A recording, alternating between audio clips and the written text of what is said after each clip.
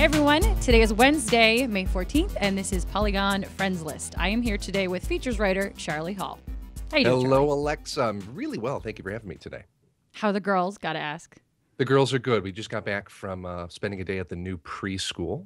We're Ooh. prepping for our summer program. So yeah, we've made a ladybug out of a paper plate today. Oh man, I loved doing that stuff when I was a kid. So now that the girls are going into preschool, you're gonna have some free time during the day. So you're gonna start playing Japanese role-playing games. Well, honestly, this is a very this is something that I've been meaning to do. I've got some nerd blind spots, right? I don't comic Hmm. book so much. I do not so much the Doctor Who. So Okay. superheroes and the wibbly wobbly and the bigger on the inside don't understand.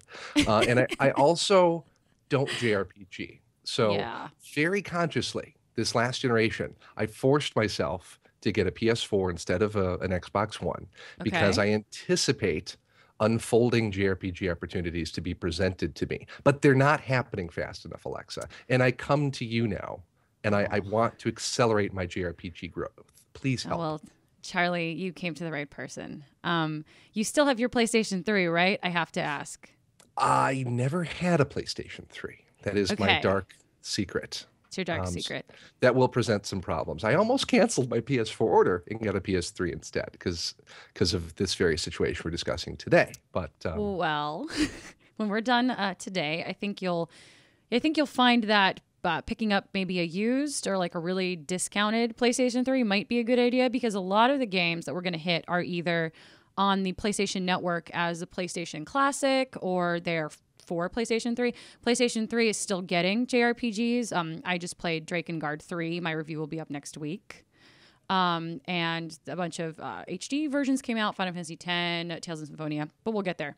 So I'm going to start off our little therapy session here with a quote from Julia Alexander on Twitter because I thought this was a very good way to sum up what JRPGs mean as is we're this getting Julia you into it. Alexander, our sometimes features freelancer? I think so. I Loudmouth believe so. Julia on Twitter is Yeah, her yeah, handle. the very same. She she says JRPGs are like kids. You'll need patience, tissues, and you'll yell, but it'll all be worth it in the end. And I think that's actually a fairly accurate description of most JRPGs. So I asked Twitter, you and I asked Twitter this morning for a little bit of advice on what to tell you today, since this is the make or break situation in which do we get Charlie Hall into Japanese role playing games? Does he say no and run away screaming and never looks back? And I got a lot of suggestions. And the big one that I keep hearing is Chrono Trigger. Now, you have not played Chrono Trigger, right? I've had very limited experience with JRPGs. I think there was one that I played maybe like 10 years ago. There was another one that I played very recently with my daughter. I played a little bit of Child of Light. So, Yeah, let's go backpedal to that. Sorry to go okay. back a little bit. What is your experience with JRPGs up until this point? In about 2003 or 4, maybe Okay. 2005, I had a PS2. It was right about the time that I also got back into PC gaming. Ooh. And I think that I played a Final Fantasy. I rented it from somewhere. I remember a You lot of, think? I think it didn't go well, Alexa. I remember Oh. a lot of flowy robes, a lot of blue skies. There may have been an airship. Flurry robes and there's an airship in every Final Fantasy. That doesn't narrow it down at Okay. all. Okay. Uh, Lots of blue sky. Eight? Final Fantasy 8? Let's pretend it was Maybe? 8. I don't honestly recall it. It was like a 1 week fling, and it never really took off for me. I had a 1 week love affair with Final Fantasy 8. The Charlie Hall story. Um, so And then so I you also threw it played just away. recently. I played Child of Light with my Oh, it's so daughter good. on your recommendation on Oh Twitter, my gosh, it's and so good. we're having fun with the gameplay. But honestly, there's Berenstain Bear books that I would rather read with my daughter Oh, than the dialogue of this game. It's killing me, Alexa. but it's It's so really killing me. funny. Like the part where she's like, light up your rear, and he's like, I barely know you, because she wants him to make his butt glow. Okay. I, So anyway, Child of Light. No, Child of Light. If you're looking at mechanics, we'll focus on mechanics, since that's probably what's going to make or break your JRPG experience. okay. You can have a great story and awful mechanics, and then everything goes out the window. No, Child of Light has really great mechanics. So if you're into stuff like the turn-based, which is what that is, you might want to go back and check out Final Fantasy X. Okay. Unless unless that was the one you played, in which case I'm devastated. Well, tell me some more on Final Fantasy X. Like, right, So this is 10 versions into an ongoing series. This does not sound like the place to enter a series to me. I think it is. A lot of people on Twitter were saying Final Fantasy X, and Ethan Gatch, I'm sorry if I mispronounced your name, hit it on the head. He said Final Fantasy X because it's pretty well-rounded. It's a well-rounded example of the JRPG experience in the genre without being intimidating. And I agree. The game has a very solid mechanics, has a really good story that's very easy to follow. I mean, there's all of this sort of they have like a religion, and it's a little mumbo jumbo, and it gets a little crazy, but you can understand it without getting into the nitty gritty of what they're doing.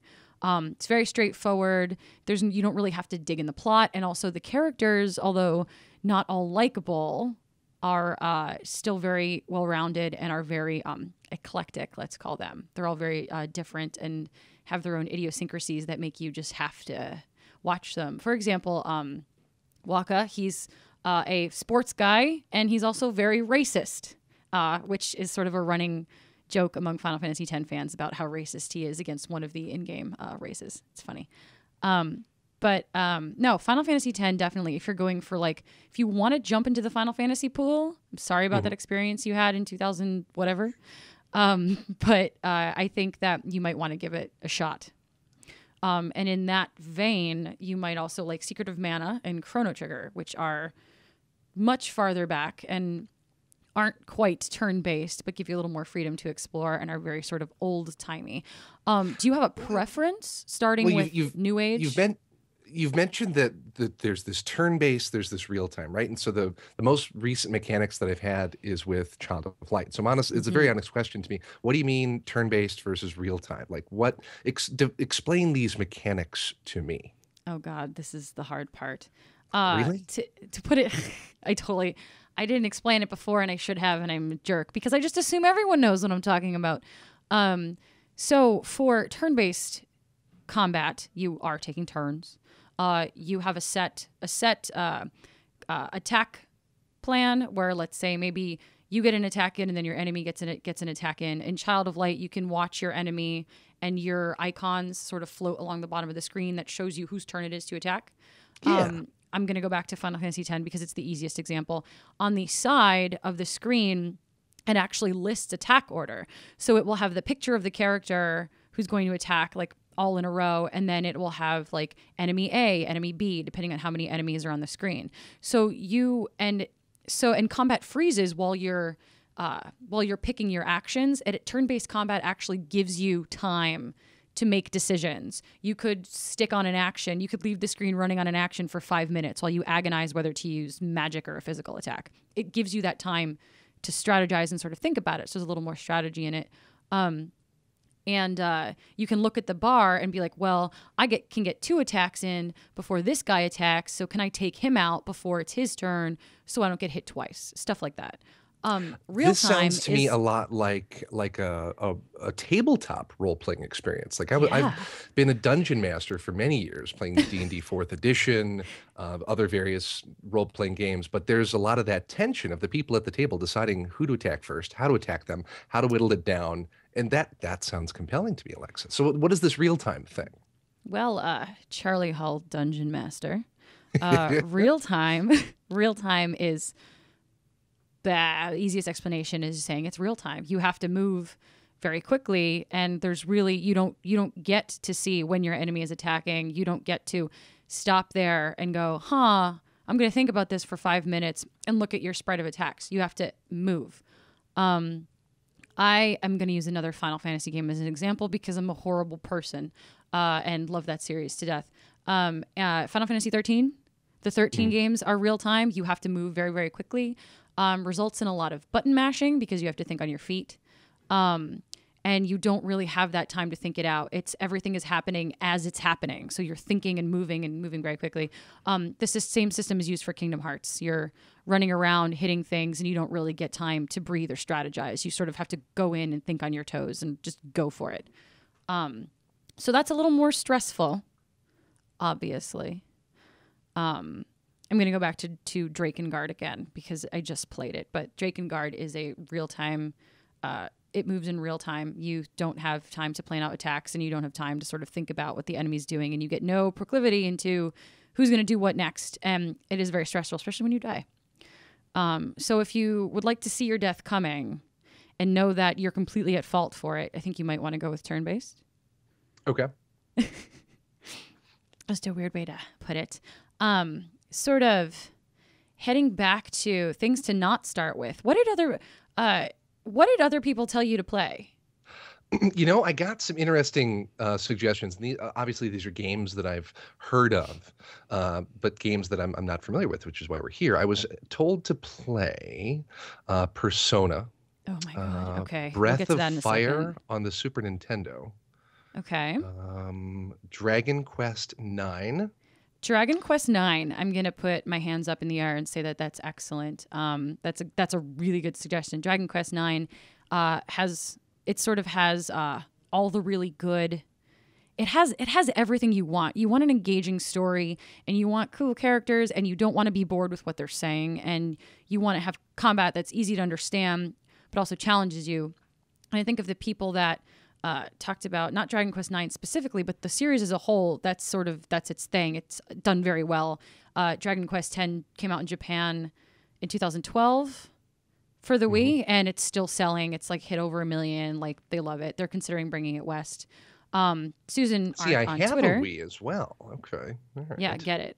She described it very well. Dragon Quest is a great way to start. All the mechanics are there, yes, and the humor and story are super accessible. That's definitely the word for the Dragon Quest games, is accessible. So if you want to ease in gently, I think Dragon Quest would also be a good place to start. All right, now that's Susan Arendt, who is also yes. my boss's wife. So that sounds like something that I should probably listen in on. So Susan gets +1 for that recommendation. All right. All right. She knows her JRPGs. She's a authority, I can tell you.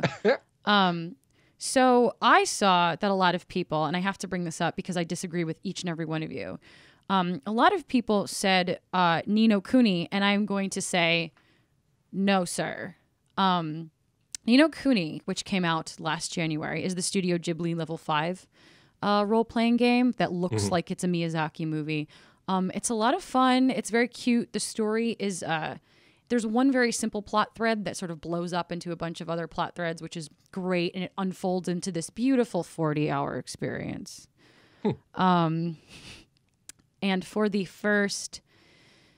for the first 8-9 hours, it's a slow roll. And it's... Why is it slow, though? Is it story slow? Is it gameplay slow? Or So the story... There's a lot of story packed into the first 2 hours, and you're like, okay, I'm ready to go. And then it immediately slows down again as you kind of collect your companions, your ragtag band of heroes that will save the world, yada, yada, JRPG.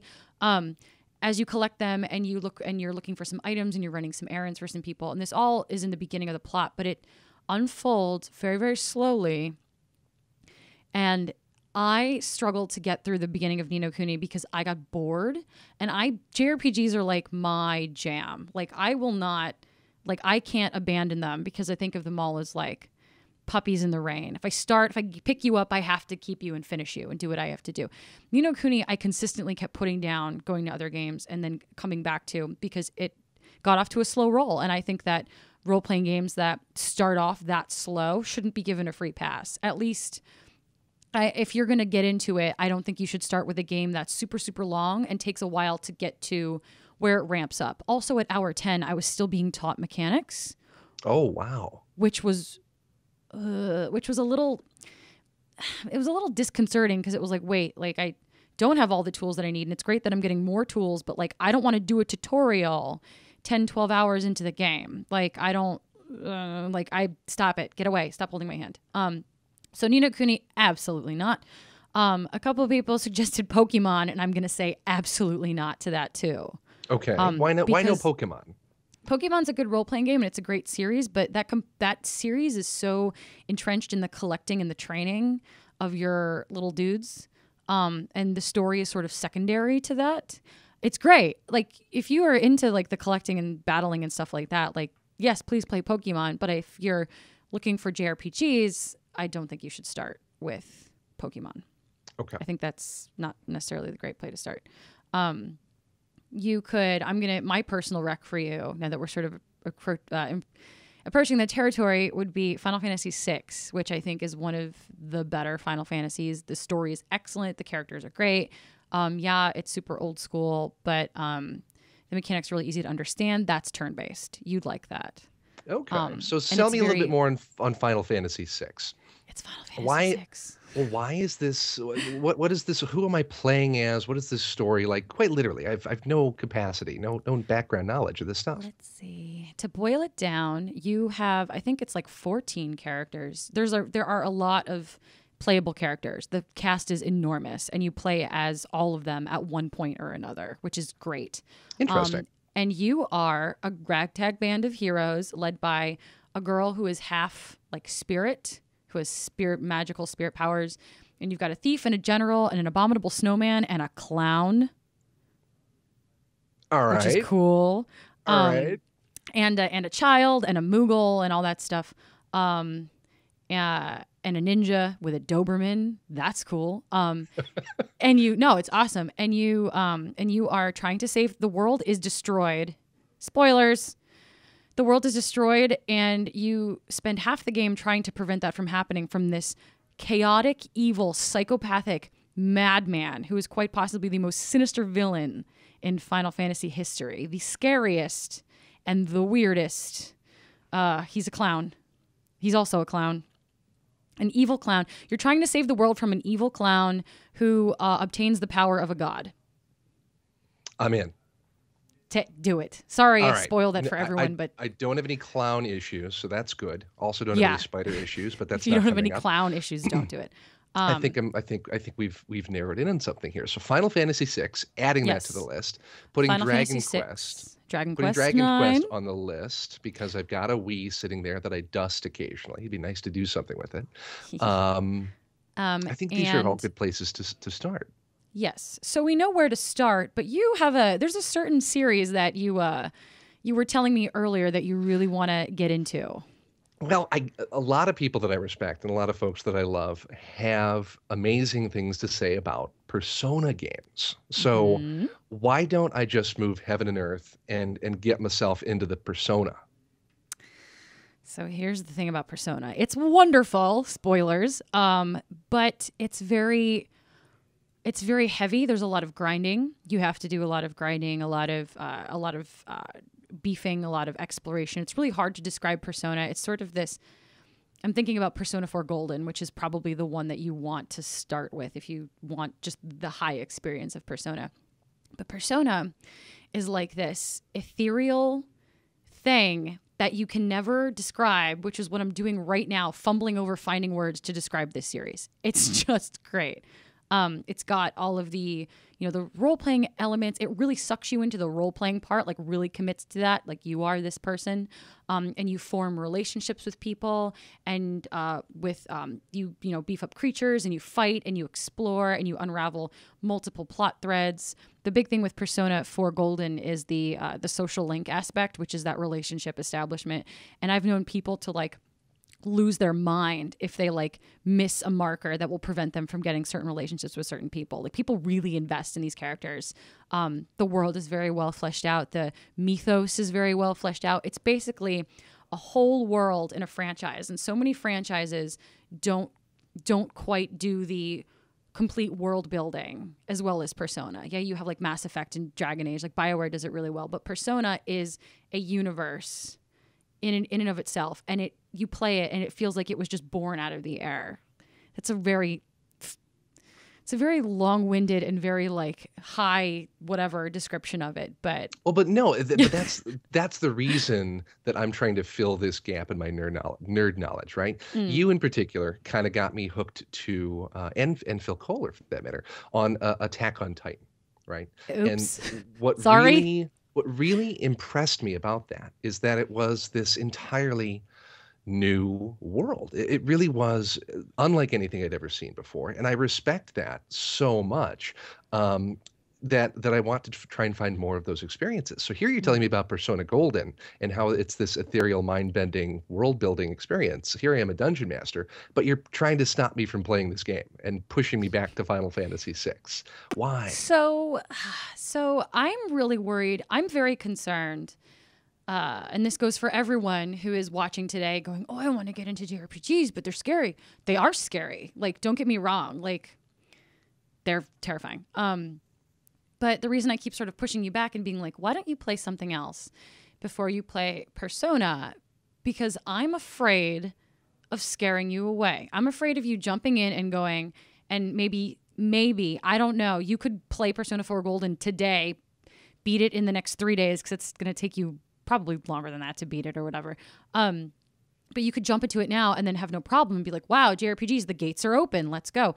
Or you could jump into it and be like, and maybe burn out a little too quickly on the attention that it needs to the way you need to pay attention to other characters, the attention to really, exploring, the attention to making sure all of your, collecting your personas and like fighting and like everything, like all of those bits and pieces. There's a lot to keep track of, and it's very easy to burn out on a JRPG very, very quickly. I'm going to use another example that's another Final Fantasy game because it's all I've been playing in the past like 2 years. Lightning Returns. The third Final Fantasy 13 game, I would never recommend anyone try to get into 13 or Final Fantasy by starting with that game, because it throws you into it and is just like, okay, here's all the stuff you have to remember, ready, go. And it's a little unforgiving, especially to someone who's never really played a JRPG before, who isn't really into or isn't really used to trying to dedicate big chunks of your brain to these little minuscule things that will actually have a large effect on you in the end.